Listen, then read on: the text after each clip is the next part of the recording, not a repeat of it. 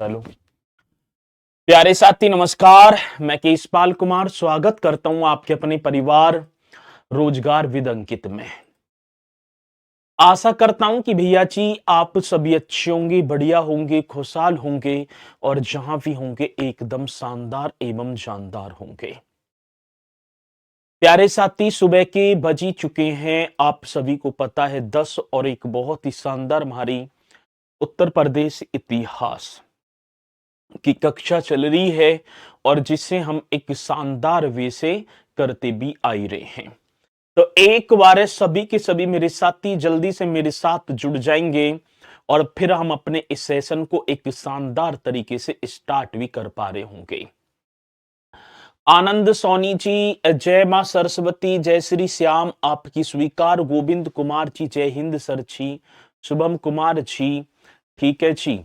तो एक बार उपेंद्र विश्वकर्मा जी, बॉबी बाबू जी, सुहाग नगरी फिरोजाबाद से जय भीम सर जी।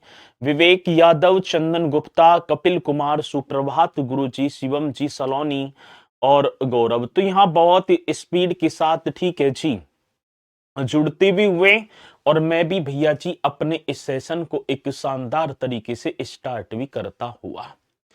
प्यारे साथी, आज जो टॉपिक जो हमारा होने वाला है उस टॉपिक का नाम होगा महाजनपद। ठीक है, टॉपिक का नाम बनेगा महाजनपद। ठीक है जी, एक हेडिंग आप डालेंगे सभी के सभी और टॉपिक आपका होगा सर जी महाजनपद। आपने पहले कभी पढ़ा भी होगा महाजनपद, आप पढ़ते भी आए हैं, मुझे पता है। ठीक है जी, तो आप लिखेंगे भैया जी महाजनपद। ठीक है, महाजनपद। ठीक है, तो ये आप जो है बढ़िया तरीके से कर देना महाजनपद। ठीक है, एक हेडिंग डालेंगे महाजनपद। भैया जी ईसा पूर्व 6वीं शताब्दी की बात है। उत्तर वैदिक काल में महाजनपद, जो उत्तर वैदिक काल था ना, तो ये किसमें, तो आप बताएंगे भैया जी जनपद हुआ करते थे पहले। ठीक है, पीयूष यादव जी कह रहे हैं sir ji UP triple SC ANM exam paper देखा सर आपने? पहले तो एक बात ये है कि आप जब तक सोचते ना होंगे तब तक मैं सारी चीजें ने क्लियर कर लेता हूंगा। ठीक है, आपकी सोच में और मेरी सोच में अंतर है। जब एग्जाम होता होगा ये छोटी मोटी चीज ने मत किया करो। आपका लेखपाल का जो बैच चल रहा है, जब एग्जाम दो तब आप मुझसे कहने के हकदार होंगे। ठीक है, अभी आपने 4-5 ही टॉपिक भी ना करे, अभी तो इतिहास ही चल रहा है ना। ठीक है, तो अभी इतिहास चल रहा है, तो इतिहास जब खत्म हो जाएगा तब आप मुझसे बोलना कि इतिहास में सर जी ये क्वेश्चन ना बन पा रहा मुझसे। आ रही है बात समझ में ना? तो बात रही, ये कह रहे हैं गुरुजी AM का पेपर देख के डर लग रहा है। जब डर तो लगेगा ही, तैयारी ना करेंगे। ठीक है, तो उसमें बस 3-4 क्वेश्चन ही अपवाद में होंगे, बाकी सारी चीजें अब मैं तुम्हें अभी पढ़ाने लगा हूं 10-5 दिन से। जिस दिन आपका सिलेबस कंप्लीट हो जाए जो दे रखा है और तब आप एग्जाम में बैठना, तब आपको लगेगा कि हाँ मैंने कुछ किया है। अभी मेरी 10 से 12 कक्षा हुई होंगी, अभी मैंने जनरल इंट्रोडक्शन वाकई कराया और जनरल इंट्रोडक्शन में भी यदि हम देखें तो उसमें उत्तर प्रदेश की स्थापना दिवस सब कर देंगे। ठीक है ना, एक ब्यूटिया मोनोस्पर्मा मैंने बताया, जिसे जंगल की आग बोला जाता है, बताओ करवाया ना करवाया क्वेश्चन। ठीक है, अभी यहीं से 2-3 क्वेश्चन आपके मिल गए और इतिहास की बात रही तो इतिहास अभी हुआ नहीं है।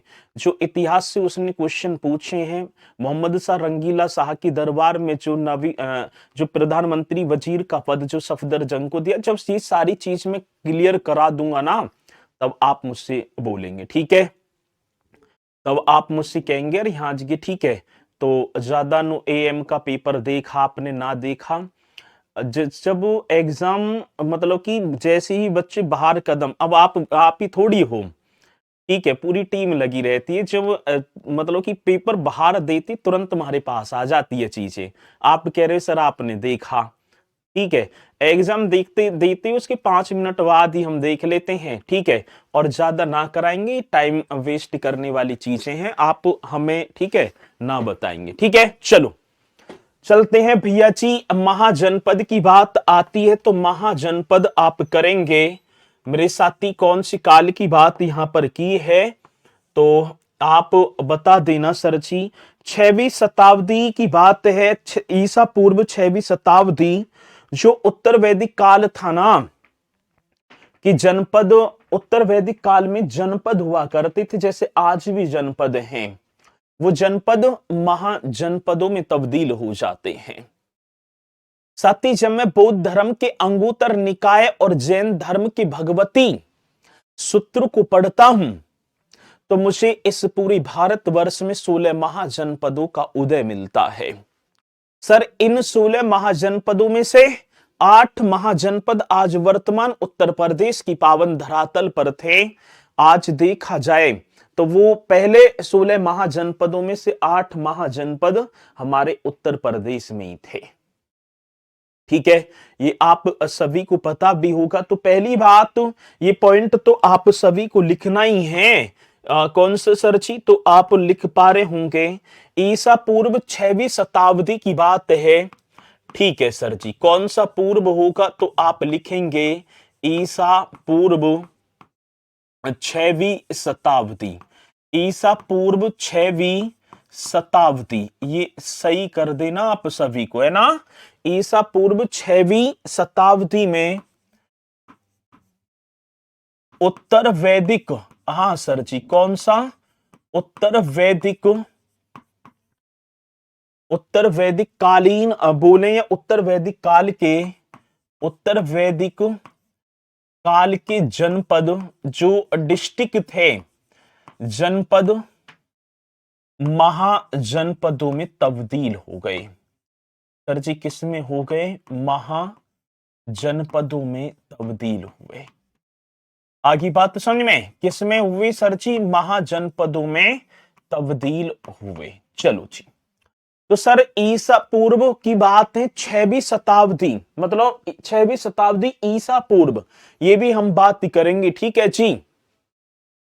तो उत्तर वैदिक काल के जो जनपद हैं वो किसमें, तो आप यहां बताएंगे सर जी महाजनपदों में तब्दील हुए।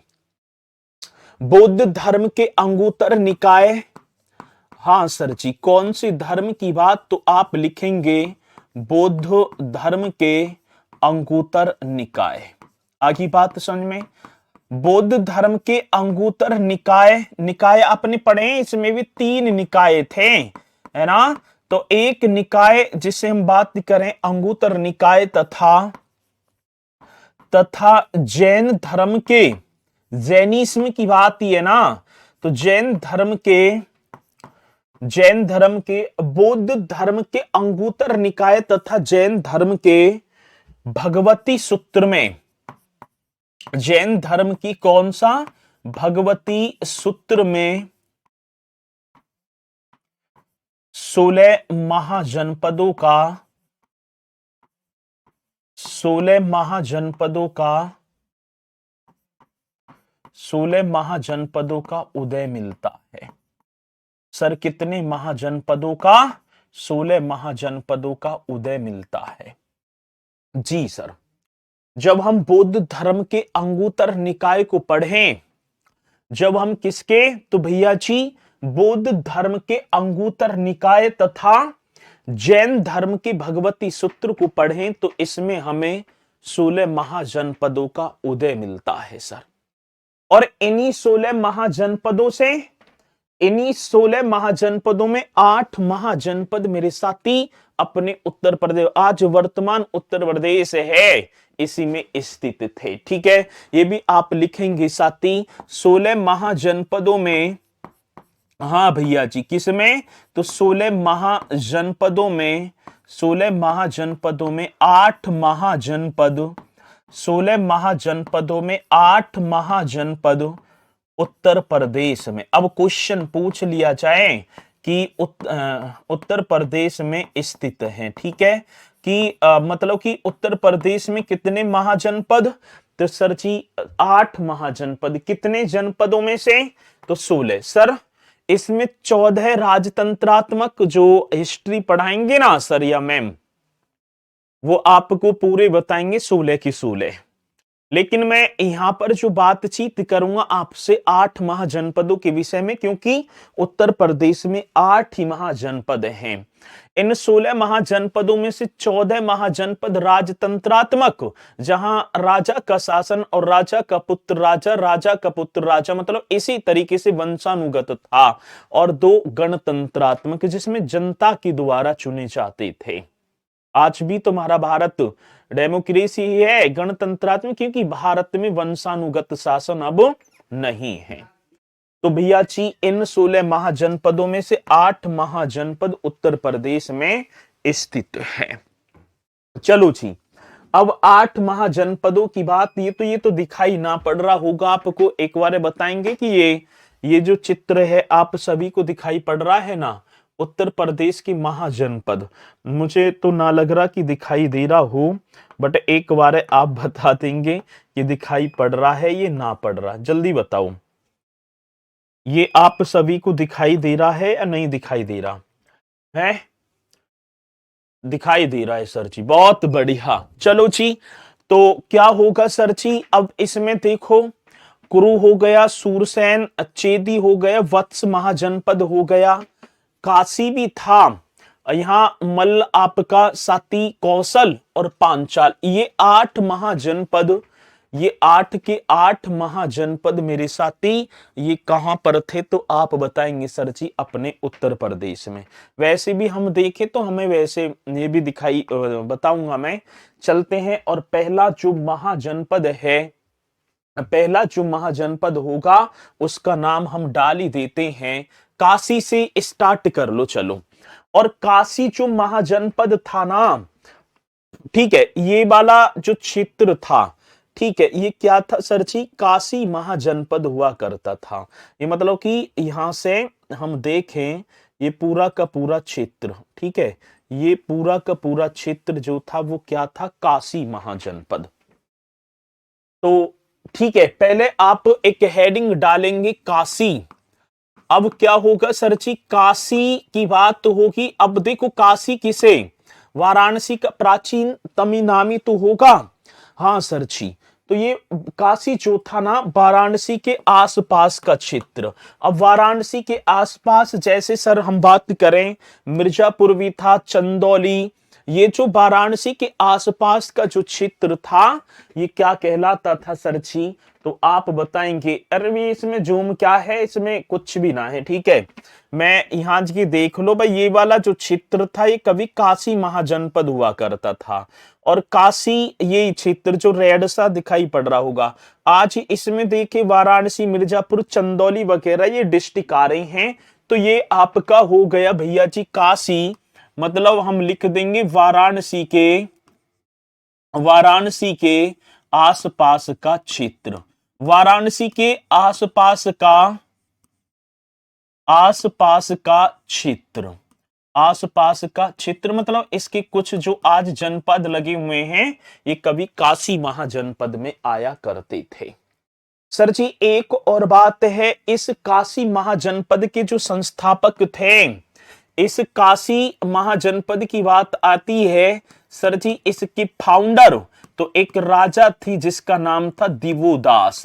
हमसे पूछा गया सर जी कि काशी महाजनपद के फाउंडर, अब फाउंडर नाम आज देखो, कुछ महाजनपदों के फाउंडर हैं, कुछ के ना है। अभी कभी आप ये कहने लग जाओ जी कि इसके भी बताओ, जिसके हैं उसके मैं पूरे लिखवाता चलूंगा, राजा दिवोदास। अब क्वेश्चन पूछ लिया जाए कि भैया जी राजा दिवोदास, क्वेश्चन आए कि काशी महाजनपद का संस्थापक निम्नलिखित में से कौन है? तो एक राजा थे जिनका नाम था राजा दिवोदास, ठीक है। अब काशी महाजनपद की कैपिटल भी आप सभी को बताना है भैया, जी सर जी।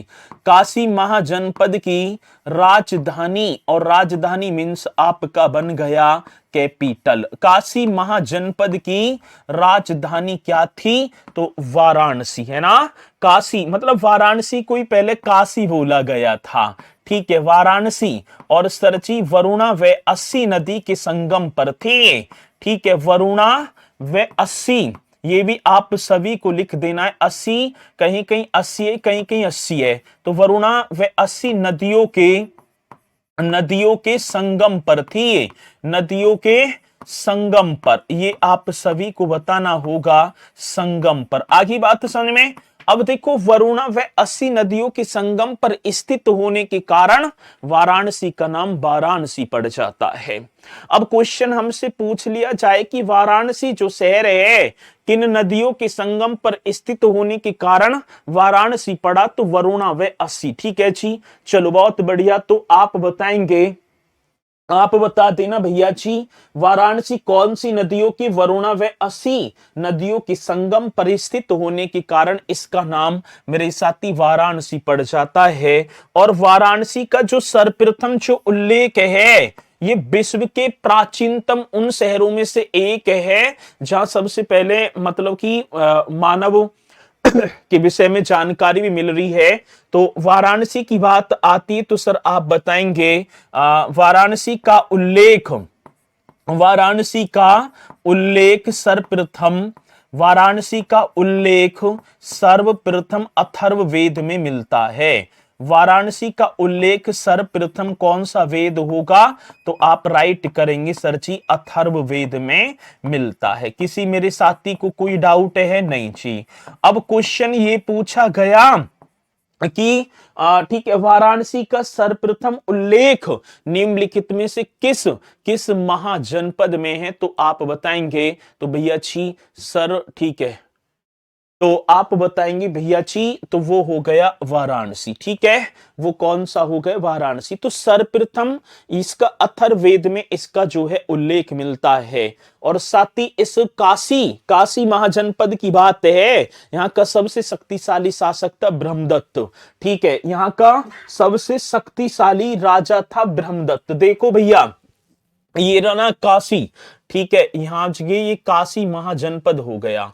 और इसका सबसे शक्तिशाली राजा कौन सा था? ब्रह्मदत्त था, जिसने कौशल, ठीक है ना, जिसने किसको? कौशल को भी मतलब कि किस में मिला लिया था? काशी में मिला लिया था। अब कौशल यही देख लो अपने इसी पर, ठीक है, ये रहा कौशल महाजनपद, ये पूरा का पूरा इसकी राजधानी थी अयोध्या, ठीक है, ये आपका कौशल महाजनपद है। और ये कौशल महाजनपद, यहाँ काशी के एक राजा थे जिनका नाम था ब्रह्मदत्त, ठीक है, कौन से थे भैया जी? काशी के एक पावरफुल राजा थे ब्रह्मदत्त, और ब्रह्मदत्त ने किसको? इस कौशल को जीतकर काशी में मिला लिया था। आगे बात समझ में। चलो सर, ये भी आप बताएंगे, काशी के सबसे शक्तिशाली शासक ब्रह्मदत्त था, ठीक है, यहाँ का सबसे शक्ति काशी जो महाजनपद है, काशी का सबसे शक्तिशाली, काशी का सबसे शक्तिशाली शासक, सबसे शक्तिशाली शासक ब्रह्मदत्त, ठीक है भैया जी, मतलब कि ब्रह्मदत्ती था, ब्रह्मदत्त, जिसने कौशल को जीतकर, कौशल को जीतकर अब कहां मिला लिया? या कौशल ऐसे कर दो, काशी का सबसे शक्तिशाली शासक ब्रह्मदत्त था, जिसने कौशल पर, ये भी लिख देंगे, जिसने कौशल पर विजय प्राप्त की थी, ठीक है, विजय प्राप्त की थी, ये क्वेश्चन आप सभी लिख देंगे। तो भैया जी क्वेश्चन आता है कि काशी का सबसे शक्तिशाली राजा, कौशल का सबसे शक्तिशाली राजा कौन था? ब्रह्मदत्त। और इस ब्रह्मदत्त ने किस पर? यहां कौशल पर अटैक कर दिया और कौशल पर अटैक करने के बाद इस पर भैया जी विजय प्राप्त कर ली, और जब इससे जो भी इनकम टैक्स वगैरह थी फिर वो इस राजा को आने लग जाती है। ठीक है, तो काशी, ये वाराणसी संस्थापक, ये सारी चीजें आप सभी की समझ में आई होंगी। चलो जी आगे आगे बढ़ो सर। बात आती काशी को अविमुक्त क्षेत्र अविधाम भी बोला गया है। ठीक है, अविमुक्त क्षेत्रावगमन की बात होगी तो आप लिखेंगे सर जी काशी को अविमुक्त क्षेत्र, काशी को अविमुक्त क्षेत्र, काशी को अविमुक्त क्षेत्र अभिधाम भी कहा जाता था, यह कहा जाता है। काशी को अविमुक्त क्षेत्र अभिधाम भी कहा जाता है। ठीक है, अब निम्नलिखित में से किस महाजनपद को अभिमुक्त क्षेत्र अभिधाम, तो आप काशी, और काशी एक प्रमुख व्यापारिक केंद्र था। ये मुख्यतः घोड़ों के व्यापार व सूती व रेशमी वस्त्र के लिए प्रसिद्ध था। काशी, काशी आप लिख देना सर जी, काशी घोड़ों के व्यापार, घोड़ों के क्या होगा सर जी, व्यापार, घोड़ों के व्यापार व सूती व रेशमी वस्त्रों के उत्पादन हेतु, मतलब या उद्योग, सूती व रेशमी वस्त्र उद्योग हेतु प्रसिद्ध था। हेतु क्या था मेरे साथी, आप बता देना, प्रसिद्ध था। आगे बात समझ में, काशी घोड़ों के व्यापार। अब क्वेश्चन पूछ लिया जाए कि निम्नलिखित में से कौन सा क्षेत्र, निम्नलिखित में कौन सा महाजनपद, तो आप बताएंगे भैया जी मतलब घोड़ों के व्यापार व सूती व रेशमी वस्त्र उद्योग के लिए प्रसिद्ध था। इसे आप एक बार नोट कर लो जल्दी से।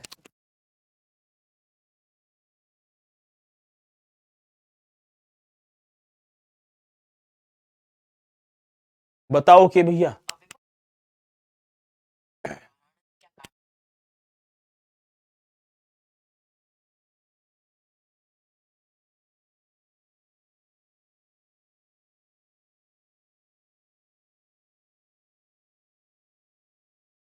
चलें जी, यहां तक कंप्लीट है। हाँ जी, चलो बहुत बढ़िया। काशी विश्वनाथ की जय, बहुत बढ़िया। तो काशी को अविमुक्त क्षेत्र अविधाम भी कहा जाता है। ठीक है, मतलब एक पवित्र स्थान है।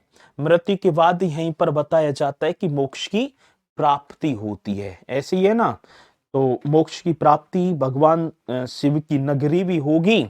तो ये पॉइंट आप सभी नोट कर लेना। इसी के साथ अगले महाजनपद पर चले हम। काशी एक बार जल्दी से। अभी अंजलि वर्मा जी, सर कौशल की कैपिटल क्या है, तो बहन जी अभी कौशल नहीं आया। ठीक है, धैर्य रखो थोड़ी सी। ठीक है, तो कौशल भी आएगा। कौशल की राजधानी अयोध्या भी थी, श्रावस्ती, दो राजधानी थी। अयोध्या को साकेत बोला गया है। ठीक है, तो थोड़ा सा जो है आप धैर्य रखेंगे, जो सारी चीजें कंप्लीट हो जाएंगी तब आप जो है कहेंगे। अब बीच में आप, ठीक है ना, कभी कभी अभी एक भैया कह रहा है कि सर जी आप इतने ज्यादा परेशान से लगते हो पढ़ाते टाइम। अब ये जो है, अब देखोगे नहीं, हाँ मैं देखता रहा हूं सर ये वो। देखो, यदि टॉपिक या विषय से आप भटकोगे तो फिर और ऐसे कमेंट्स करते। अभी मैं देख रहा था, जैसे इधर को ध्यान जाता है। अब जैसे बहन जी ने कर दिया ना कौशल की राजधानी, अब मैंने करा दी कंप्लीट। जब मैं कंप्लीट करा दूं तो तब आप कहने के हकदार तो होंगे सर आपने ये चीज ना करवाई। अब ये नॉर्मल सी चीजें हैं, ठीक है, तो इन्हें आप करेंगे। और ऋग्वेदिक काल से क्वेश्चन नहीं है सर, एक भी नहीं है। जो चीजें हैं उन्हें मैं बता रहा हूं आपको। ठीक है, चलो आगे चलते हैं भैया जी, दूसरे पर चलेंगे, वत्स महाजनपद। अब एक और महाजनपद होगा और जिसका नाम होगा वत्स। ठीक है, अब यहां में वत्स की बात होगी तो ये आपका जो है वत्स महाजनपद आसपास की कर लेंगे। सर जी ये आपका जो क्षेत्र होगा ना, प्रयागराज कौशाम्बी वाला क्षेत्र, ये कभी वत्स महाजनपद था, ये वाला।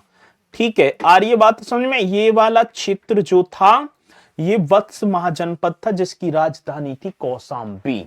चलो अब सेकंड महाजनपद की तरफ चलेंगे और जिसका नाम होगा वत्स। आगे बात समझ में। अब ये एक और मैं आपको बात बताना चाहूंगा, इनके क्षेत्र भी पूछे जाते हैं तो सर आप लिख देना प्रयागराज के आसपास का क्षेत्र। प्रयागराज के आसपास का क्षेत्र। अब आसपास जो प्रयागराज के आसपास का क्षेत्र कभी वत्स महाजनपद हुआ करता था। ठीक है जी, तो प्रयागराज के आसपास का क्षेत्र कभी मेरे साथी क्या हुआ करता था, वत्स महाजनपद हुआ करता था। ठीक है, अब जिसकी राजधानी की बात होगी, राजधानी की बात है तो आप वत्स महाजनपद की कैपिटल बताएंगे। अब जल्दी से बताओ कि वत्स महाजनपद की राजधानी मीन्स हो गया कैपिटल, तो कौशाम्बी। अब कभी प्रयागराज का ही हिस्सा था कौशाम्बी। 4 अप्रैल 1997 में कोई तो गठन हुआ था कौशाम्बी का, मैंने आप सभी को लिखवाया भी होगा। और कौशाम्बी मेरे साथी यमुना नदी के किनारे। ठीक है, कौन सी, यमुना नदी। चलो जी, अब क्वेश्चन आता है कि कौशाम्बी जो वत्स महाजनपद की राजधानी कौशाम्बी किस नदी पर, यमुना नदी। चलो भैया, मत्स्य पुराण और वायु पुराण के अनुसार की बात है, हस्तिनापुर जो गंगा नदी के तट पर था। ठीक है, ये आपने देखा है कुरु। अब ये जो क्षेत्र होगा ना, ये मेरठ, हाँ जी, हस्तिनापुर, ये आपका दिल्ली भी आ जाती थी इसी में। ये जो कुरु और इंद्रप्रस्थ इसकी राजधानी। तो यहां पर एक हम देखें तो सर जी कौन सा, मत्स्य पुराण और वायु पुराण के अनुसार हस्तिनापुर ये गंगा नदी के या गंगा घाटी में था।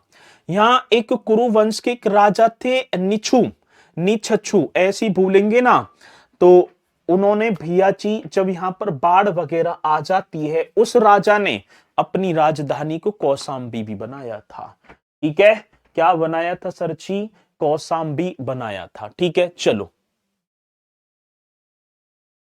अभिधाम चेक कीजिए, क्या लिख दे, अविमुक्त क्षेत्र अभिधाम भी कहा जाता है, ये सही है एकदम। चलो अब दूसरी बात क्या है भैया जी, मत्स्य एवं वायु पुराण के अनुसार कौन से पुराण की बात है, तो मत्स्य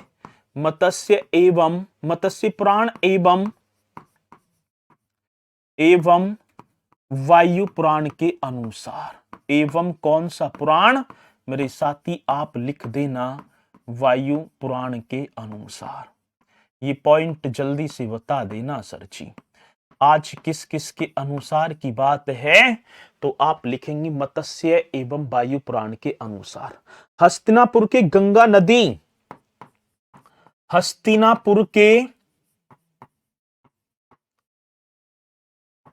गंगा नदी या गंगा घाटी की बात करें, या गंगा नदी क्षेत्र जो था, कौन सा क्षेत्र भैया जी, गंगा नदी क्षेत्र में, हस्तिनापुर के गंगा नदी क्षेत्र में, या गंगा ऐसे करो, हस्तिनापुर के गंगा नदी क्षेत्र में बाढ़ के दौरान, ऐसे कर देना, क्षेत्र में यहां पर एक भयंकर बाढ़ आई और बाढ़ के दौरान मेरे भैया जी क्या हो जाता है, बाढ़ के दौरान।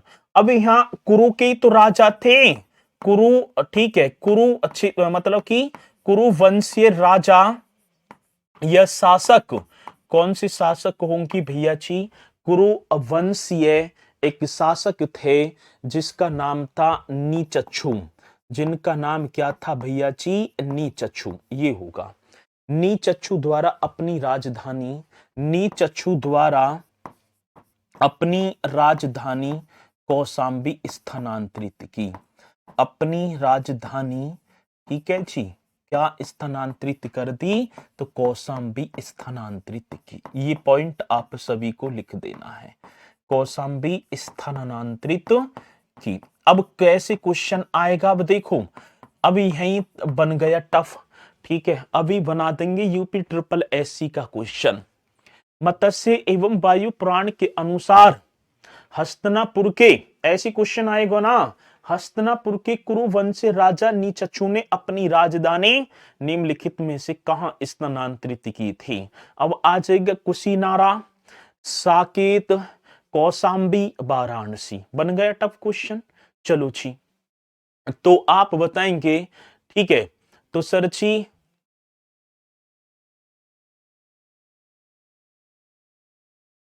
ठीक है, तो आप बताएंगे तो वो किसने, मतलब नीचक्षु ने किसको? कौशाम्बी को। यही क्वेश्चन आते हैं आजकल, ठीक है। और साथ ही एक और बात बताऊं, यहां का वत्स का सर्वाधिक शक्तिशाली राजा, ये पॉइंट, हाँ जी। अब किसकी बात आती? वत्स महाजनपद का, वत्स का सर्वाधिक शक्तिशाली राजा। सर्वाधिक कैसा होगा? तो शक्तिशाली राजा, नाम था उदयन। शक्तिशाली एक उदयनी था और ये नाम था उदयन, ये आप लिखेंगे, ठीक है। अब देखो कवि आप जो है मैं बताना चाहूंगा, एक तो उदयन और एक नाम था, एक हर्यक वंश का राजा था उदयन, एक, ठीक है। ये अजात शत्रु का पुत्र है हर्यक वंश में। लेकिन मेरे साथी वत्स महाजनपद का सर्वाधिक शक्तिशाली राजा उदयन, जो गौतम बुद्ध के समकालीन था। क्वेश्चन बहुत इंपोर्टेंट बनेगा कि वत्स महाजनपद का निम्नलिखित राजा जो गौतम बुद्ध के समकालीन था, महात्मा बुद्ध के समकालीन था, ठीक है। ये आप कर देना, किसके समकालीन? तो मेरे साथी गौतम बुद्ध के। बहुत अच्छी वीणा वादक था, मतलब कि वीणा बजाने में निपुण था। और साथ ही इसी के नीचे था एक अवंती महाजनपद। मैं आप सभी को दिखाना चाहूं तो कौन सा महाजनपद था, मतलब इसी के जस्ट, ये तो आपका कहां गया? काशी की, अच्छा यहां जी बनेगा, ठीक है। ये रहा ना वत्स, वत्स, यहां यमुना नदी इस तरीके से जारी थी। और इसी के नीचे देखे तो भैया जी यहां पर पड़ता था, मतलब साइड में ही अवंती। और अवंती के एक राजा थे चंड प्रधोत, और चंड प्रधोत ने मेरे साथी अपनी पुत्री वासवदता, अवंती के राजा थे चंड प्रधोत और उनकी पुत्री थी वासवदता को वीणा सिखाने के लिए भैया जी इस वत्स महाजनपद की राजा उदयन को निमंत्रण भेजा कि आप हमारी पुत्री को भी वीणा बजा दो और सिखा दो बजानी, ठीक है। चले तो गए हैं, ठीक है, लेकिन दोनों में इतना प्रेम प्रसंग हो गया, वो वीणा वीणा में काम हो गया, ठीक है। इतना प्रेम प्रसंग हुआ कि ये, ठीक है ना, ये जो उदयन है वत्स का राजा, इस वासवदता को उठा कर ही भगा कर लिया, या जैसे आजकल चल रहे हैं, राजन ने भी कसर ना छोड़ी उस टाइम पे, ठीक है। और रानी थी, लेकिन वीणा बजाती बजाती प्रेम प्रसंग उस चरमोत्कर्ष पर पहुंचा कि आज राजकुमारी किसके साथ? राजा के साथ आएगी, प्रेम के कारण। कई कई यदि मैं बात करूं ना, जैसे कि आपने देखा होगा स्वप्न वासवदता भास द्वारा रचित है प्रेम कहानी का जिक्र मिल जाता है। आगे बात समझ में, चलो जी।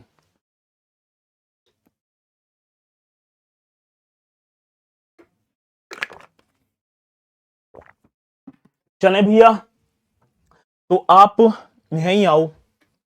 वत्स का सर्वाधिक शक्तिशाली राजा था उदयन, और भैया जी उदयन ने बौद्ध धर्म भी स्वीकार कर लिया था, क्योंकि कई बार गौतम बुद्ध इसी के समकालीन, जब ये राज सिंहासन पर बैठा था, तो इसी के टाइम पीरियड में कहा कौशाम्बी की यात्रा पर गए थे।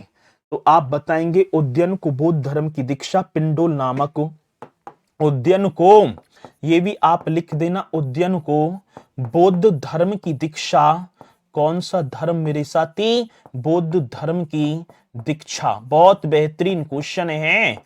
चलो जी, उदयन को बौद्ध धर्म की दीक्षा पिंडोल नामक, कौन सा होगा? तो सर आप लिखेंगे पिंडोल नामक बौद्ध भिक्षु द्वारा, पिंडोल नामक बौद्ध भिक्षु द्वारा प्रदान की गई थी, ठीक है, भिक्षु द्वारा प्रदान की गई, प्रदान की गई। आगे बात समझ में जी? हाँ सर। अब देखो क्वेश्चन आए कि कौसा वत्स महाजनपद की राजा उद्यन को बौद्ध धर्म की दीक्षा निम्नलिखित में से किस बौद्ध भिक्षु द्वारा प्रदान की गई? पिंडोल। ये पॉइंट बहुत इंपॉर्टेंट है जी, किसकी? ठीक है, पिंडोल की बात, तो पिंडोल यहां पर राइट कर देना जी। और इस उद्यन के एक राजा थे, मतलब कि पिता थे परंतप ने अंग की राजधानी चंपा पर, अंग की जो राजधानी थी ना, ये है अंग महाजनपद, दिखाई पड़ रहा है ना, और अंग महाजनपद की राजधानी थी चंपा।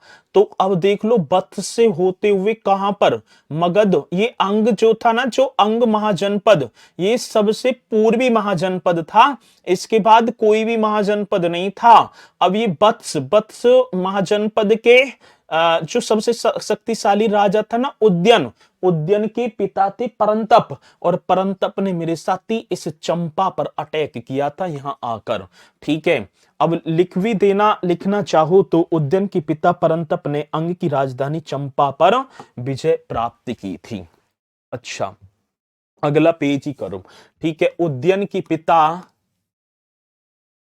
उद्यन के पिता, पिता का नाम क्या होगा? उद्यन के पिता परंतप ने, ठीक है ना, परंतप ने अंग की राजधानी, अंग की राजधानी चंपा पर, चंपा पर विजय प्राप्त की थी, चंपा पर विजय प्राप्त की थी। ये एकदम राइट तरीके से आप कर पा रहे होंगे। ठीक है, चलो, उद्यन के पिता परंतप, परंतप ने अंग की राजधानी और हाँ, ये उद्यन अजातशत्रु का पुत्र नहीं है, ये अलग है, वो मगध में थे। ठीक है, ये उदयन है, वो उद्यन था। ठीक है, दोनों अलग अलग हैं। ठीक है, चलो भैया, यहां तक तो सही है। अब क्या है? अब क्या होता है? होता ये है भैया जी, उद्यन का जो विवाह, उद्यन का, अब ये वत्स के राजा तो है, अब क्या है? अब तो विवाह ही होगा। ठीक है, जब भगा कर ही ले आया तो उस बाद में समझौता तो होना ही है। उद्यन का विवाह चंड प्रद्योत की पुत्री वासवदत्ता के साथ हुआ था। चलो जी, अब उद्यन का यही लिख दूं मैं, इसका जो विवाह है, इसकी जो मैरिज है ना, इसकी मैरिज क्या होगी भैया? अवंती के राजा, हाँ, अवंती के राजा, और राजा का नाम था, अवंती के राजा चंड प्रद्योत, एक बार पांडु रोग से ग्रसित हो गए थे, बिंबिसार ने अपने वैद्य जीवक को भेजा, वो हिस्ट्री में पढ़ाएंगे सर। अवंती के राजा चंड प्रद्योत की पुत्री, चंड प्रद्योत की पुत्री, और पुत्री का नाम था वासवदत्ता। ठीक है, अवंती की राजा चंड प्रद्योत की पुत्री वासवदत्ता के साथ हुआ। चलो भैया जी, लेकिन प्रेम प्रसंग था, प्रेम प्रसंग अरेंज में होगी। फिर प्रेम प्रसंग इतने चरमोत्कर्ष पर पहुंचा कि भगा कर ही ले आया। ठीक है, पहले भी देख लो राजा ने कसर न तक करी। चलो, तो आप बताएंगे अब इनका जो है, अब देखो ना सर जी, उद्यन और वासवदत्ता, तो भैया जी एक होगा स्वप्न वासवदत्ता, एक रचना है। ठीक है भैया जी, किसकी? भास की रचना, भास की नाटक की होगी, भास की स्वप्न वासवदत्ता, स्वप्न वासवदत्ता, स्वप्न वासवदत्ता, ये किसकी है भैया जी? ये भास की। एक और होगी प्रतिज्ञा योग धारणिया। ठीक है, एक और होगी मेरे साथी, किसकी? प्रतिज्ञा योग धारण्य, ये हो गया। ये भास की रचना है, ये तो आपने पढ़ी भी होगी, भास की स्वप्न वासवदत्ता, लेकिन प्रतिज्ञा योग धारण्यम अब पढ़ लेंगे। ठीक है, हर्षचरित भैया जी किसकी? हर्षचरित प्रियदर्शिका हर्षवर्धन की। प्रियदर्शिका नागानंद और रत्नावली।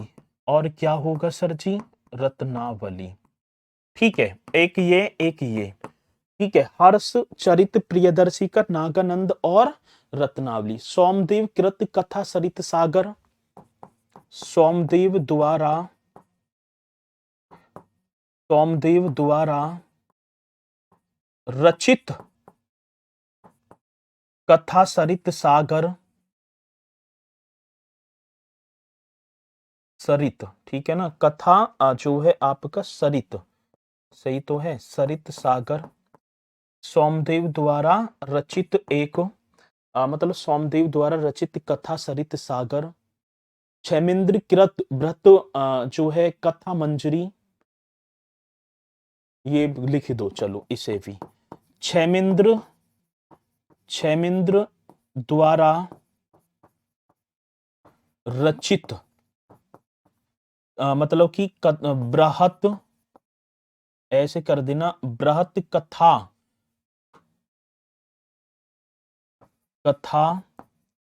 मंजरी। ये हो गए सर जी, क्षेमेंद्र द्वारा रचित बृहत कथा मंजरी।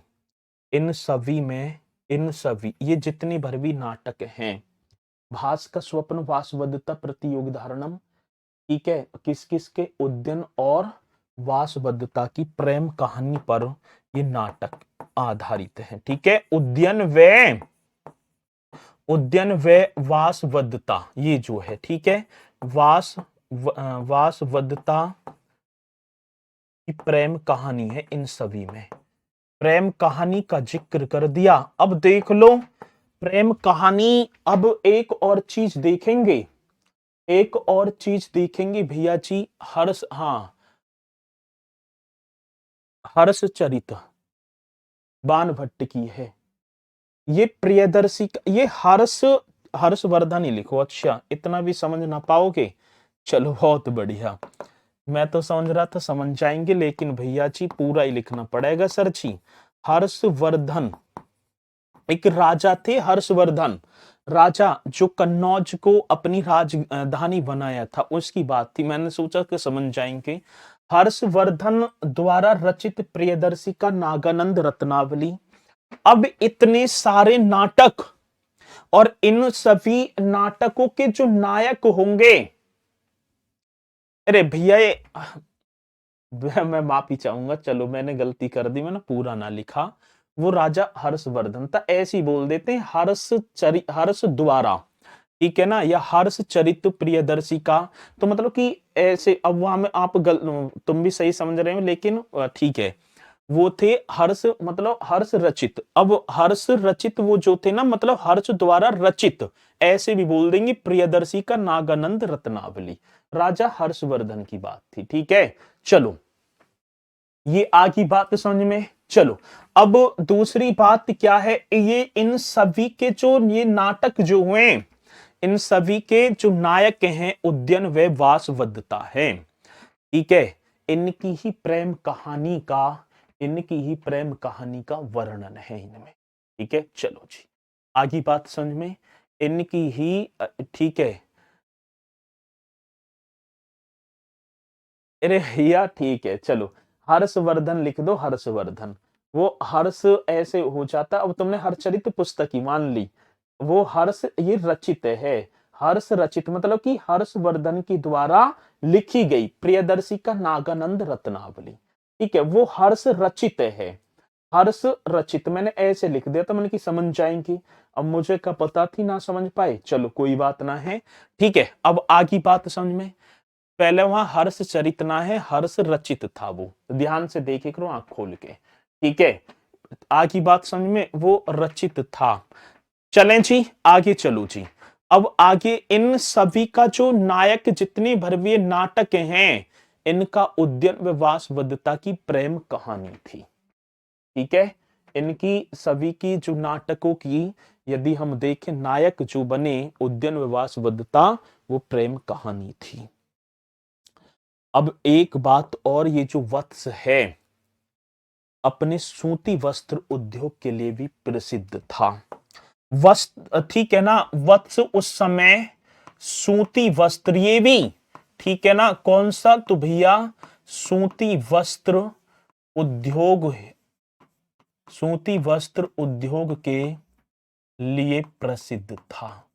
ठीक है, ये और एक और अवकाशी की बात है, वो घोड़ों के व्यापार, सूती व रेशमी वस्त्र, ये सूती वस्त्र उद्योग के लिए उस टाइम पर प्रसिद्ध था। मतलब कि सूती वस्त्र का उद्योग यहाँ पर बहुत बेहतरीन तरीके से किया जाता था। ठीक है, अब ये पॉइंट एकदम लिख देंगे। और सर जब हमें एक बात और, जब हमने किसका, इस मतलब कि ये तो वत्सी हो गए ना, और अवंती के राजा, ये सारी चीजें कंप्लीट हो गई। जब हमने इसका वत्स जो कौशाम्बी, इनका क्या है भैया जी, उत्खनन किया, तो यहां से घोषिताराम बिहार एवं उद्यन की राजा प्रसाद के मतलब कि उत्खनन में, ये आप लिख दो भैया जी, कौशाम्बी के उत्खनन में घोषिताराम बिहार मिला है। ठीक है, ये आप बताएंगे। जो कौशाम्बी महाजनपद है, मतलब वत्स की राजधानी त्याक्त जनपद है। कौशाम्बी के उत्खनन में घोषिताराम घोषिताराम बिहार के अवशेष मिले हैं। ठीक है, अवशेष मिले हैं। अब बिहार जो शब्द है ना, ये जो बिहार जो हुआ करता था, ये बौद्ध भिक्षुओं के रहने की जगह हुआ करती थी।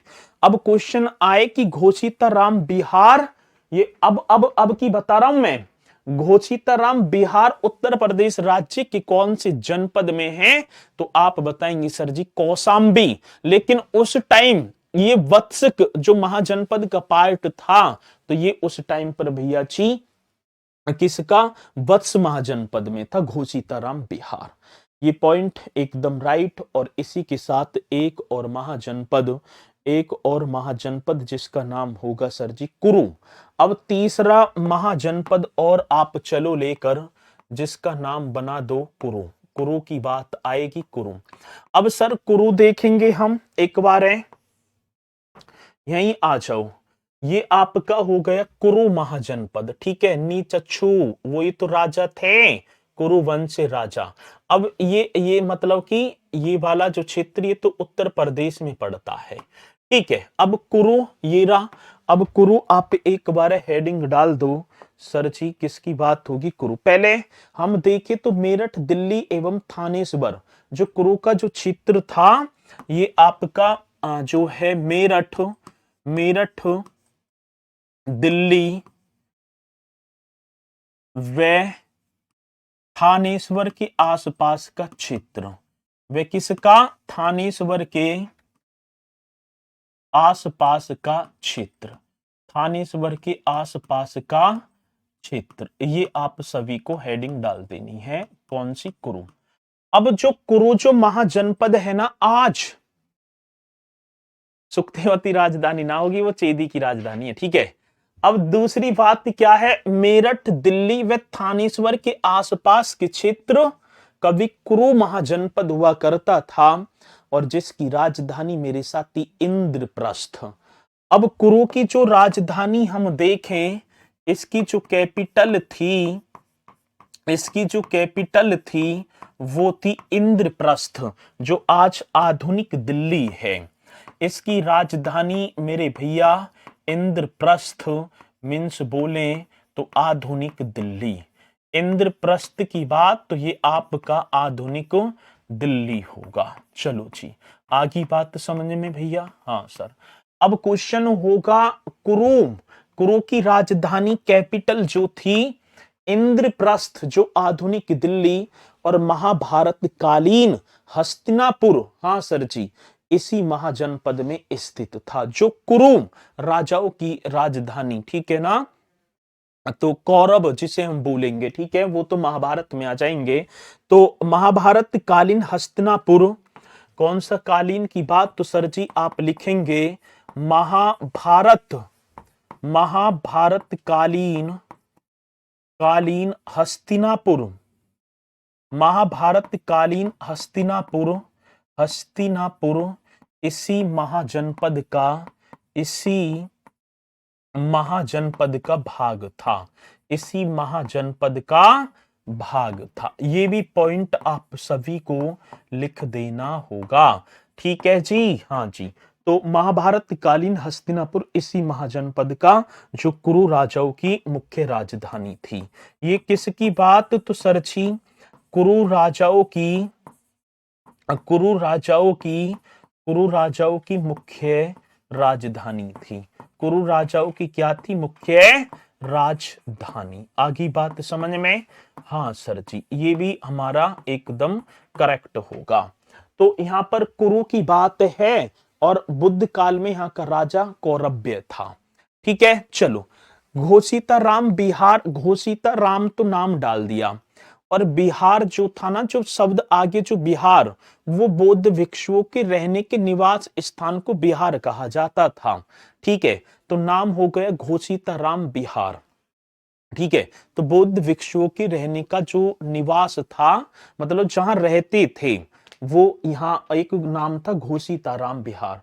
अब घोषिताराम बिहार उत्तर प्रदेश के किस जनपद में, अब वर्तमान में कौशाम्बी में, ये होगा, ठीक है। तो महाभारत कालीन हस्तिनापुर, हस्तिनापुर इसी महाजनपद का भाग था, या इसी महाजनपद में स्थित था, ऐसे भी बोलेंगे। और बुद्ध काल में यहाँ का राजा कौरव्य था। इसे आप कर दो, कौन से काल में, बुद्ध काल में, बुद्ध काल में यहाँ का राजा, बुद्ध काल में यहाँ का राजा, ठीक है, यहाँ का राजा कौरव्य था। ये आप लास्ट कर देंगे, कौरव्य था। यहीं से आगे करेंगे कल, ठीक है। तो इन्हें बढ़िया तरीके से आप करना, ठीक है। चलो जी, हाँ बौद्ध भिक्षुओं के रहने का स्थान, बहुत बढ़िया, शाबाश। तो ये पॉइंट आप सभी की समझ में आए होंगे भैया जी। मुझे तो ना लगता कि कोई ऐसा पॉइंट रहा हो जो मुझसे चपर गया हो, आपकी याद हो, तो मुझे ना लगता कि मैंने तो पूरे एकदम निचोड़ आपके सामने दिया है, और वो पॉइंट, ठीक है। और इसी के साथ हम बढ़ते चलेंगे, हाँ ये महाभारत वाला जगह बिल्कुल, ठीक है। तो ये आपका हो जाएगा, तो इन्हें करना बेहतरीन तरीके से, हर पॉइंट आपको, ठीक है, मिलते चलेंगे। और जी अंशु जो है सर जी बहुत स्लो पढ़ाते हैं, ऐसी करते रहेंगे, ठीक है। ऐसी ही यदि चलेंगे, वो जल्दी जल्दी पढ़ाऊंगा तो फिर ये करेंगे, ठीक है। चलो कपिल कुमार जी बहुत बढ़िया, और जो मेरे साथी जो तैयारी बेहतरीन तरीके से जिन्होंने की होगी, पहले उन्हें पता भी पड़ रही होगी कि कंटेंट किस लेवल का चल रहा है। तो चलो आगे चलते हैं, ठीक है। सर बिहार ना कि बिहार, बिहार ही तो है। चलो सभी बोलेंगे सर जय हिंद जय भारत।